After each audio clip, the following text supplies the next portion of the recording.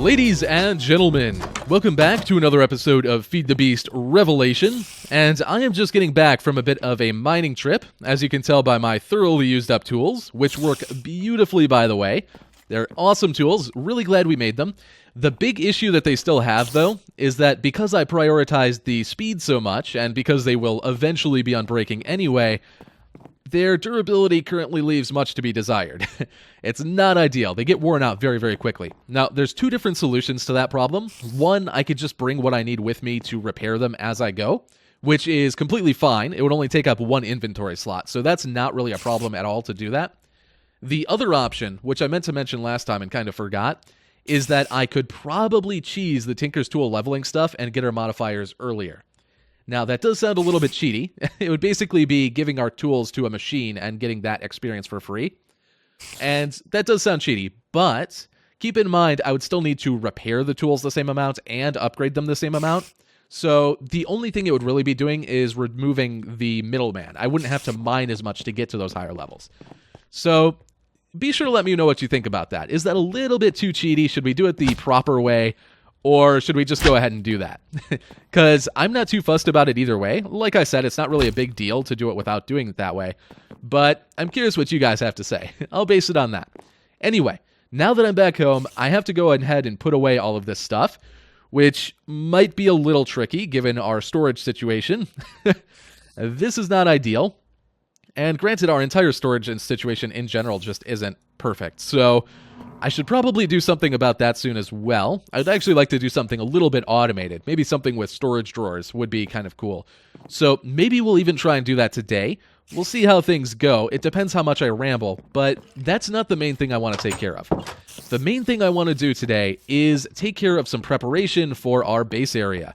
So now that we have really good tools and good power and all of that, I want to start working on our base. Now, we're not going to get to actual building today, because I want to dedicate an entire episode to that so we can try out a bunch of different build styles and we can try and focus on things a bit and figure out what we're really doing with it. And that way I can bring you guys along through the entire process and you can give me feedback on it. So we'll probably do that next episode or the episode after. But what I want to do today is prepare for that process. So there's a few things we need to do. One, there's a handful of materials that I really want to try out, but I still don't actually have. So I want to go and grab those quick here at the beginning. And there's actually one or two that are actually going to be a little bit difficult to get. So we'll have to go through that process. And I also want to try and prepare this area for our builds. So we're going to have a multi-structured base. It's not just going to be one big building. So it's going to hopefully eventually spread out around the biome. But the first part of it is definitely going to be down here in this flat area. So I want to try and prepare this so this area looks a little bit better and we have a better kind of area to work with. So that's another thing I want to do. And the other big thing I want to do is look into some of the mods that are going to play a big role in our base design. There's a handful of mods that I want to work into the very design of the base itself because they look really, really cool or they have really cool themes to them. And I want to take a look at them just generally, obviously not too in-depth if we're going through multiple of them today, but I want to look at them at a very base level so you guys kind of understand where we're going to go with the base, and you can give me suggestions for other mods that we should use and stuff like that. So I'm going to go ahead and fix my tools up and put all this junk away, and then we're going to come back and we're going to venture out into the world quick, hello lag spike, and try and pick up those resources that I want. So the first stop on our little trip was the Mesa biome. I wanted to pick up some terracotta in case we need any of the shades of that, and thanks to our hammer, that has gone relatively well and only took like a minute or two to haul about this entire area. Pretty fantastic, though our hammer is looking quite beaten at this point. Thankfully this time, though, I have Cobalt sharpening kits with me. So if we combine one of those sharpening kits with one of our tools that's worn out, it's going to repair it 100% of the way, which is awesome. Now, the best part about this is that these Cobalt sharpening kits, due to how we made our tools and our Tinker's stuff, is going to repair almost everything that we've made. All of our tools, including the lumber axe that we left back at base, and our shuriken can all be repaired to full using one of these sharpening kits. Unfortunately, our sword cannot. That could only be repaired by a manual sharpening kit, but our sword also doesn't get as beaten and as worn down as these other things do, so I'm sure that's going to be just fine. Anyway, now that we have our terracotta, we can leave the mesa and find the next one of our resources, and there's two in particular that I'm going to go for. One is in a crag cliffs biome, and the other is in a canyon biome, both added in by the Traverse mod, the custom biome mod that this mod pack uses. Now, I could fly around randomly and try and find those just, willy-nilly, but thankfully there is a mod in this pack that's going to help us do that, and that mod is called Nature's Compass. Now, that mod adds in a single item, and that item is called Nature's Compass. Surprise, surprise. Relatively simple to make. All you need is a compass, 4 logs, and 4 saplings of any kind. And what this does is you right-click it, and it gives you a list of every biome that it sees in your world, both vanilla and not. And essentially what you can do is find the biome you want to search for. So we'll say Crag Cliffs. You click search, and it's going to look in a 10,000 block radius around you for that biome. So it looks like it's found one at 2200, 3800, which is quite a substantial amount of blocks away. I was hoping it was going to be closer, but we'll have to work with what we got. So I'm going to go over this way, go to the Crag Cliffs biome, pick up the resources I need there, then find a canyon biome, pick up the resources I need there, and then I'm going to meet you guys back at base, and we're going to work on the next thing.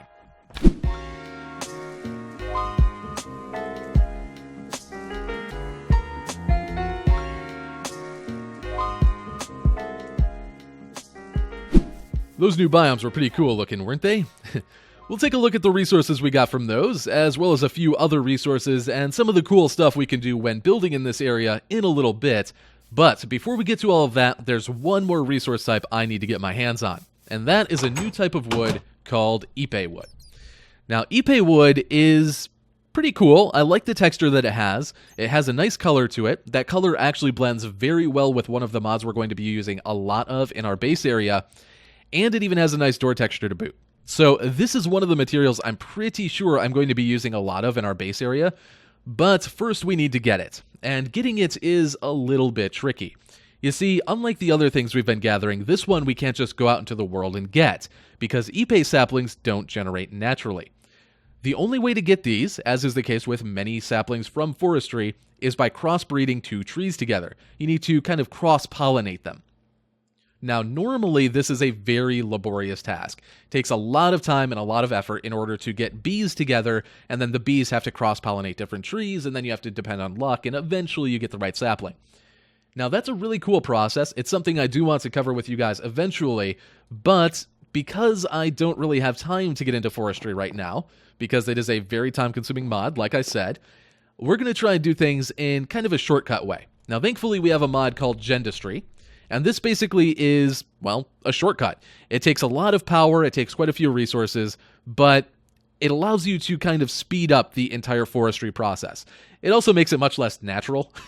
There's a lot of genetic manipulation going on with Gendustry, as, evident by the name, I suppose. So this is how I'm going to go ahead and do this. I'm going to do this in the quickest, dirtiest way possible, utilizing some of the blocks from Gendustry in order to get our Ipe saplings. Now, because we're not going to cover the forestry and Gendustry mods today, they're just way too expansive, there's so much to them, and I want to cover them properly when I actually get to them. Because of that, I'm going to rush through this process, and I'm not really going to drag you guys along for it. So, I'm going to go ahead and just do all of this semi-off camera. I'm not going to try and explain the entire process to you guys, but I'm going to take care of all the stuff we need to do, and I'll be back with you guys once we have our new Ipe Wood, and from there we can move on and talk about our new base design and all of that good stuff. So here is our Ipe tree in all of its glory. Looking pretty cool. Wasn't too bad to make it, though getting the jungle saplings turned out to be quite the trek. Thank goodness for the Nature's Compass mod is all I've got to say.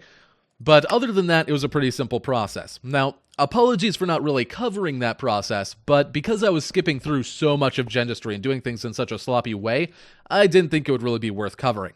Now, eventually, we are going to get into forestry and Gendustry properly, and when we do, I'll show you guys how everything is done. Until then, though, we've got our Ipe Wood, so, well, what was all of that for? It was to get this particular texture. So, these are the Ipe Wood Planks. And I like these for a few reasons. One, they're different from every other wood plank texture. Well, I think there is actually one more that uses this texture, mahogany or something like that.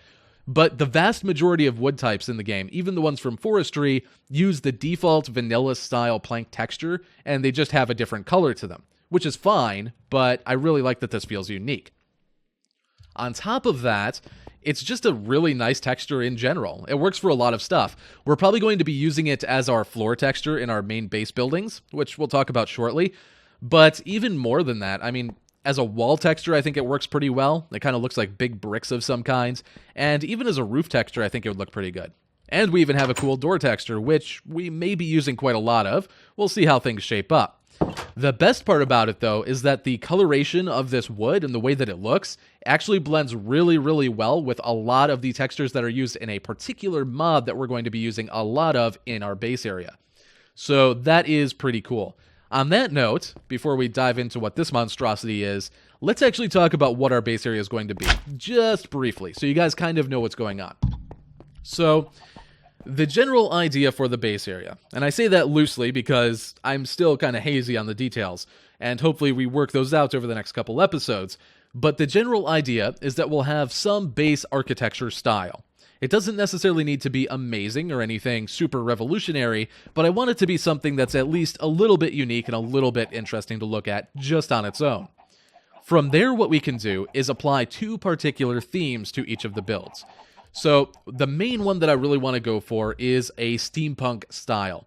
Now, I don't really need to go full on steampunk. It doesn't need to literally be all steam powered, but that general aesthetic that steampunk stuff has, where there's pipes wrapping around the buildings and there's big tanks of water sitting around to be turned into steam, and we might have minecarts bouncing back and forth taking care of different stuff, that kind of really mechanical, really industrial feeling style is really what I want to push here. Not necessarily exactly like you're normally used to seeing it in that like super duper technical way. It doesn't have to be overbearing like that, but I mean, we could end up going that route as well. It's hard to say. Again, we'll try and work out the details as we go.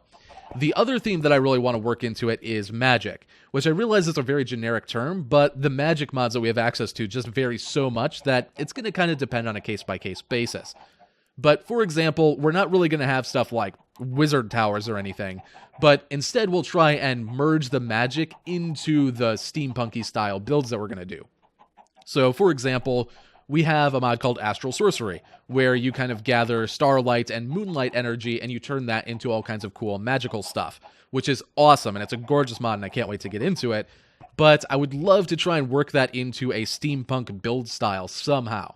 I don't know how that will ever work, but it would be really, really cool to do that. Like either the moonlight is powering something with the steampunky style, or the steampunk stuff is augmenting the magical powers, something along those lines. Again, details will work out as we'll go. So that's kind of what I'm aiming for. We're actually going to talk about some of the mods we're really going to be focusing on for those particular themes in a minute. So hopefully you guys can give me cool suggestions for that. But before we get to that, let's actually address what this giant monstrosity over here is. So this is not a build palette. This is not obviously going to be what we're using to build things. It's just to remind me of certain concepts I want to try out. For example, the red and the blue blocks that we picked up earlier today, which have a lovely color to them. I really like how these look. But I want to see how it looks if we have like a really clean build style, you know, like white-walled buildings and bright-colored roofs with blocks like these, and then we try and work the gritty steampunk style onto that. I don't think that's going to work. I think that's going to look really contrasty and strange in the context of Minecraft, but I wanted to try it out. We could try out a more medieval style. We could try out more natural build styles, or at least using blocks like this for our pathways if it came down to that, which would work relatively well, I think. There's black and white blocks if we wanted to go that route, and there's several different variations that we could work with. And of course, being steampunky, we could even work with metal style blocks. Not entirely sure about these. I'm not a big fan of this texture, but there are other alternatives that look really cool. And then, of course, there's certain mods that'll help us out with the building aspect. So this stuff right here is just normal terracotta. It's not even like terracotta bricks or anything. And the reason that it looks like that is thanks to the Chisel Mod. So the Chisel Mod, if you're not familiar with it, basically gives you different variations of blocks that normally don't have any. So we can create terracotta bricks, and there's cracked versions, and there's all of these different types. So if we wanted colorful walls, for example, well, it's covered, which is really, really cool. And there's tons and tons of variation, and that applies to so many different blocks. Stone, I guess that just turns into stone bricks. But like dirt, for example, you can turn it into different brick shapes. You can turn it into this kind of cobbly style. You can turn it into whatever this is. Happy souls. So lots of cool options there. We have lots of freedom with that. And that allows us to do things like, again, if we wanted colorful walls, we could use terracotta or concrete, and we would still have all kinds of texture options to work with, even though they normally don't have any. So that's neat. And the chisel even adds in a few blocks of its own. For example, this is the factory block, which I think is going to come in quite handy for what we're doing. This block, which is added in by the chisel specifically, it's pretty easy to craft. It's just a little bit of iron and some stone. And it gives us tons and tons of options as far as like metal plates, caution stripes, just so much cool stuff. In fact, to give you an idea of how much there really is, these are all of the variations from that one block. There's even animated ones that make like fan textures. Really, really cool stuff. So that is going to be fantastic for our build style, I think, for the general kind of steampunky style. And there's one other mod I want to cover really quickly regarding our build style and what we're going to be doing. And that is the other chisel. The chisel that shall not be named. This is the chisel from Chisel and Bits. Now, several of you have asked me about this mod. Yes, I'm aware of it. And yes, I am 100% petrified of it. Gonna have to sleep in a second.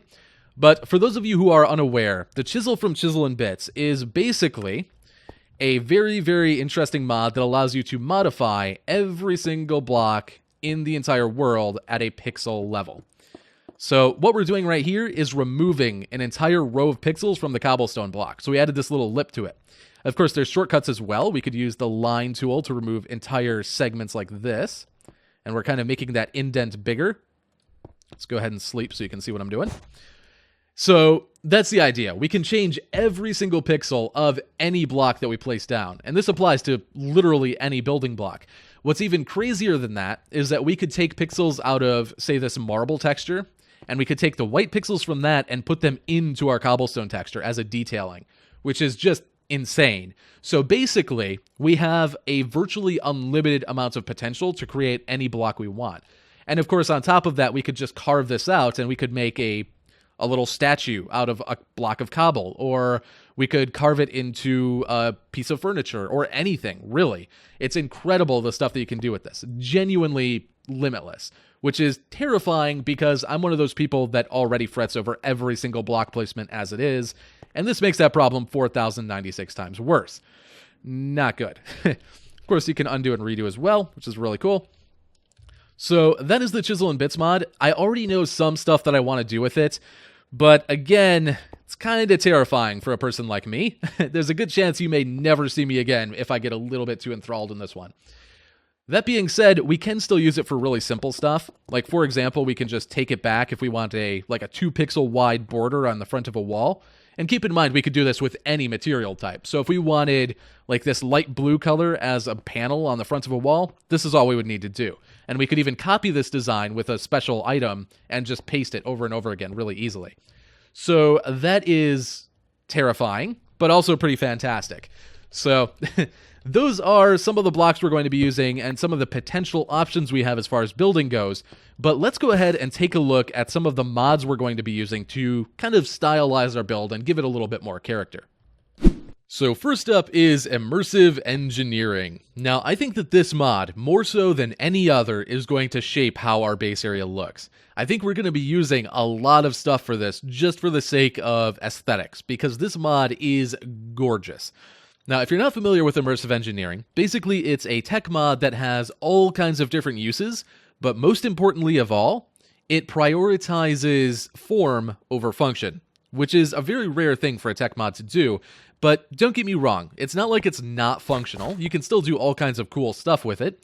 You can generate power, you can transfer power and liquids around. There's even a quarry type system that'll automatically mine for you. So it can do a lot of stuff, it's just never really the best thing for any one particular job. There's always something that's cheaper, that's faster, that's more efficient, but Immersive does things in a really, really cool way.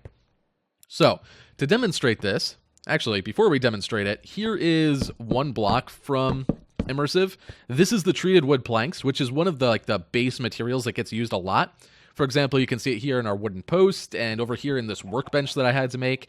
The texture gets used quite frequently, and you'll notice that it's actually a very similar shade to our Ipe Wood. This is the mod I was referring to earlier when I said that the Ipe Wood would blend together with something we're going to use a lot of. It's immersive. So if we use Ipe Wood as one of our base building materials, it's going to mean that all of the details we do with immersive engineering are going to kind of blend in with that, and it's going to feel like it all belongs together, which is really, really cool. Anyway, let's go ahead and set up just a quick demonstration to show you guys kind of what immersive is all about. So we're going to put down some power, even though it's not really the most thematically appropriate kind. We're going to pop one of these connectors on. You can see this is drawing power out. And we're going to try and transfer that power over to this little mess of blocks here, which I'll explain momentarily. Now, before we do that, I do want to stop off and have it make one jump to a relay.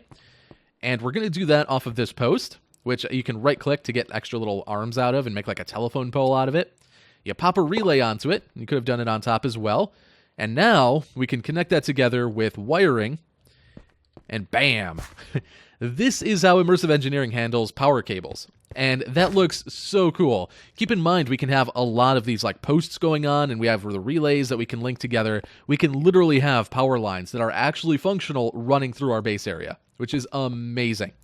So now we want to transfer that power one more time over to this, but obviously this is not much of anything, right? It's a mess of different blocks added together, and that's because it's not quite done yet. We actually need to give this one whack with our hammer. And when we do that, boop, bam, metal press, and it looks amazing. Immersive engineering is full of blocks like this, things that just look super duper cool. So let's actually go ahead and stick some power into this bad boy. There we go. So this is now powering up. And let's go ahead and put a plate on here so it's functional. Pardon me. So this is now a working metal press. And it's not the most useful thing in the world. A lot of what it can do can be done easier, as I said before. But if we take some iron ingots and we drop them on here, and I think it's going to take a few. There we go. Watch this. Oop. Oh, come on now. That is fantastic. And we just made an iron gear by doing that. So we could do so many cool looking builds with this. Like that mechanical motion that it has just adds so much life to an area. So even if we don't need to go this route, even if some of the stuff that it generates can be made easier, it's still really cool to do this. So I like that a lot. We're probably going to have a lot of builds that involve some of the machinery from Immersive. I would love to give you more examples. I would actually like to open up the manual and show you some of it, but for some reason the manual's crashing me right now. So we're going to have to wait until we get into it properly. But I assure you, there is a lot of amazing looking stuff with Immersive Engineering. And little detail stuff too. If we look up Immersive, as I already was apparently, there's things like powered lanterns. It's a nice little light block. So we could use that. There's like scaffolding and just so much stuff we can use. Really, really cool mod. One of the ones we're going to use most often. Another one that might be used pretty predominantly, because it's going to work relatively well with our theme, is Embers. So Embers is a Magitech mod, and essentially what it does is it pulls energy from deep underground and kind of takes this magical power that the planet has, and it turns it into power for various machines, which is a very, very cool concept, and the mod handles it in a very, very cool way. And I'll show you what I mean momentarily. And the best part about this is that due to the way that we're going to be doing our base and some of the stuff we talked about earlier, where I want to have some level of tech mods, not like modern or futuristic tech, but kind of retro style tech, along with magic mods, and I want them to kind of merge together and codepend on one another. This mod actually embodies that perfectly. In fact, the style of the mod is kind of like a medieval ages, but with tons of magical technology vibe. And that doesn't necessarily match perfectly with, say, Immersive Engineering, which feels very kind of Industrial Revolution-ish, but I think we can make them work, and I think it's going to look really cool. So, what is the general concept behind Embers? Well, Embers is basically about a magical power source deep in the center of the planet called Ember.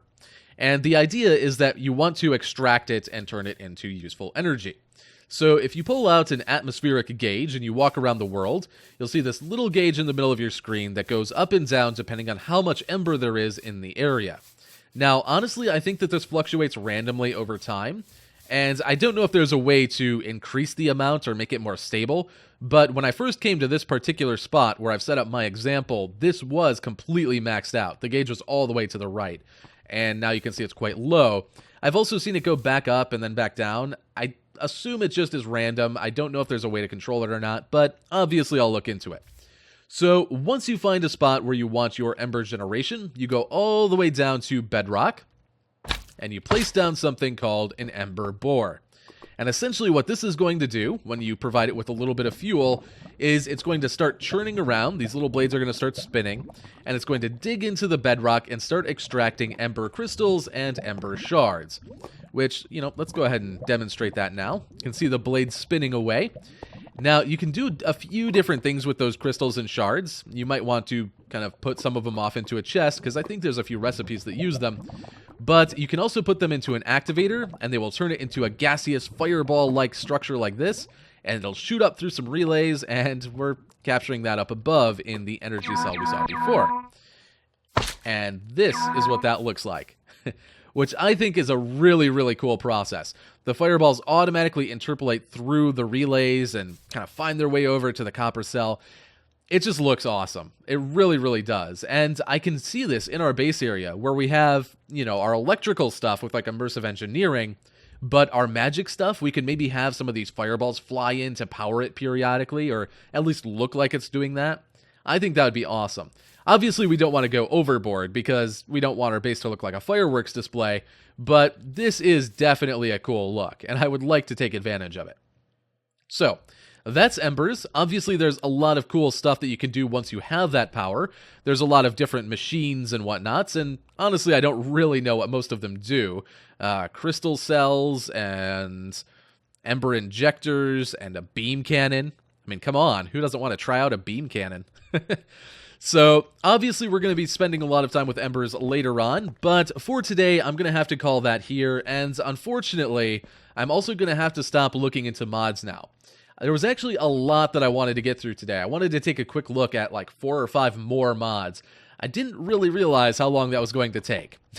So, unfortunately, we're going to have to skip out on doing that. But to give you an idea of some of the stuff I did want to try and look at, one of them was going to be Steve's Carts Reborn, which allows you to make custom minecarts that can do all kinds of crazy stuff. You can make a minecart that actually mines, for example, and will automatically gather resources for you, which is pretty cool. You can make one that farms for you, all kinds of good stuff. That might be a cool way to add mechanical motion to our build. There's also a mod called Funky Locomotion, which is currently not in the pack, and I'm waiting for a particular update for it before I add it. But once we have that, we'll be able to move blocks around really easily and in really cool ways. And that means we can make stuff that looks like really big machinery and really complex stuff moving around. And I think that's going to be a really cool addition to the base. On top of that, there's all of the magic mods, things like Roots 2, which is kind of a druidic magic mod where you get plants and those turn into various spells. There's Astral Sorcery, where you harness the power of starlight and moonlight and turn that into various things. And of course, Botania, which most of you are probably familiar with, where you're using flowers to do similar stuff. So all of that's really cool. And Thaumcraft. Thaumcraft, if you're not aware, is currently being updated. The 1.11 version, I think, was recently released, like the earliest version of it, now that it's actively being developed again. And the 1.12 version, hopefully someday, will be here. So I'm looking forward to that. I know that's kind of one of the golden standards that everyone loves. So maybe we'll get to that someday as well. And the reason I bring all of this up now, before we're in our way to building and whatnot, is that I want you guys to tell me if there's any mods I'm missing out on as far as, a cool kind of retro-style tech mod that has stuff like Immersive Engineering does, or like Embers does, or magic mods that I'm missing out on. Stuff that we can work into our build area. So that's going to be that. Over the course of the next couple episodes, after our kind of lack of productivity today, and we're spending all of our time doing planning and prep, for the next couple episodes, I think we're going to go into heavy productivity mode and try and figure out what we're going to be doing here in our base area. We're going to try out different build styles, different little things we can do with a blend of mods that I was just describing, and hopefully we're going to figure out a cool style that we can go with so we can really start cranking stuff out on our base area. And then from now on, when we look into mods, we'll be doing it kind of at a more in-depth scale. We'll be able to really, get into stuff like Botania properly and actually show you how it's done and all the cool stuff you can do with it. So really looking forward to that, but for today, I'm going to have to call it here. So thank you guys for watching, especially if you've hung out with me all the way to the end here, which is impressive given how blabby I've been. So thank you for that. I hope you guys had a good time. Hopefully I will be on track in the future. I know I was a bit late this week on this video, and I skipped a vanilla one entirely, and I'm really bothered by that, but I'm trying my best to try and get back on track. At worst, over the course of this next week, I may only be able to get a vanilla episode out. I'm going to kind of prioritize that since I've missed out on it this past week. But after that, I should be 100% back on schedule, if not this next coming week. Depends how my dog is doing. She's slowly recovering. Thank you for all your well wishes on the whole update thing on that.